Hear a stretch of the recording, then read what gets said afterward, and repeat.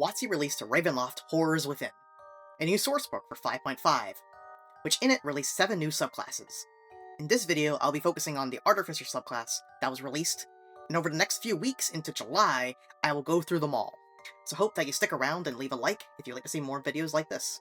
So the Reanimator subclass is all about using necromantic magic to create an undead companion, which on pure flavor is a really cool idea for an Artificer.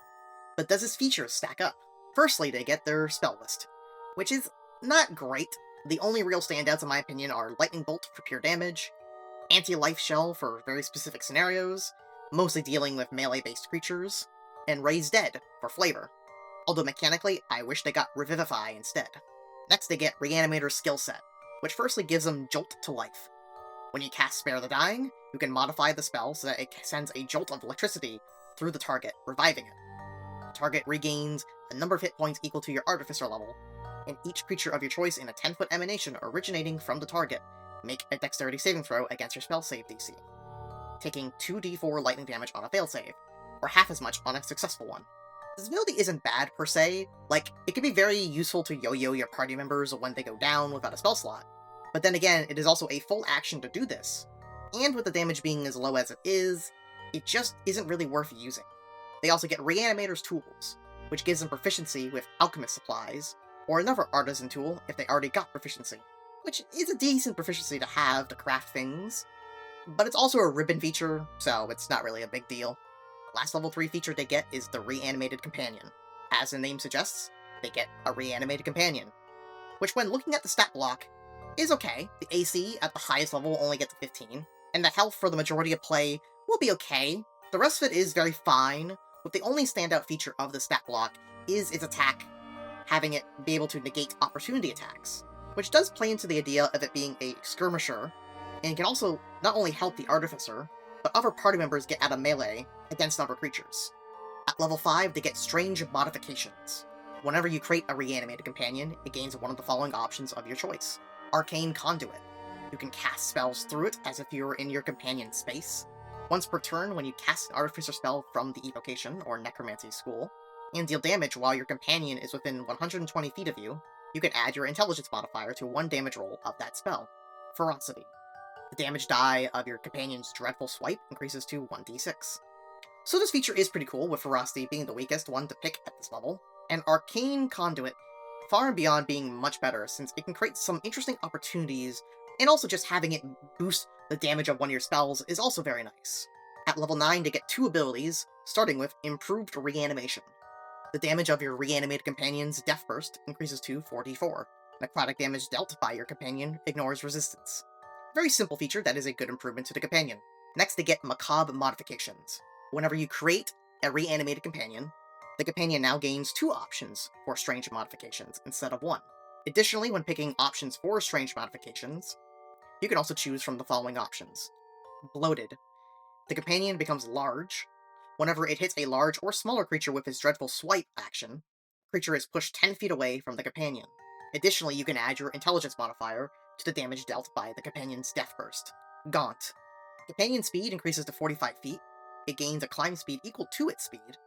It can climb difficult surfaces, including along ceilings, without needing to make an ability check. In addition, whenever a creature of your choice starts its turn within a 10-foot emanation originating from your companion, the creature must succeed on a Wisdom saving throw against your spell save DC, or have the Frightened condition until the start of its next turn. Moist. The companion gains a swim speed equal to its speed. It can move through a space as narrow as 1 inch, without expending extra movement to do so. In addition, whenever the companion is hit by an attack roll from a creature within 10 feet of itself, the attacker takes acid damage equal to your Intelligence modifier.